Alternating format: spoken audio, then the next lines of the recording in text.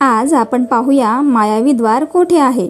उत्तराखंडातील बद्रीनाथ धामाजवळ हिमालयाच्या उंच पर्वतांमध्ये एक रहस्यमय द्वार आहे, ज्याला योग ध्यान गुफा किंवा अष्टापद्वार असेही म्हटले जाते।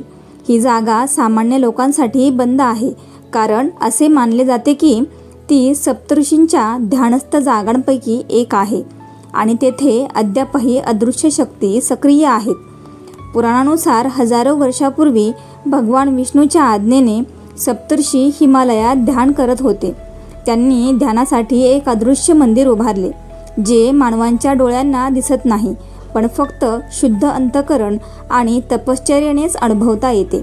स्थानिक साधूंनी सांगितले आहे की काही तपस्वी साधू वर्षभर तप करून त्या द्वारापर्यंत पोहोचले, पण त्यांनी आत पाऊल ठेवले आणि परत कधीच आले नाहीत। यामागचे रहस्य काय आहे माहीत आहे का तुम्हाला?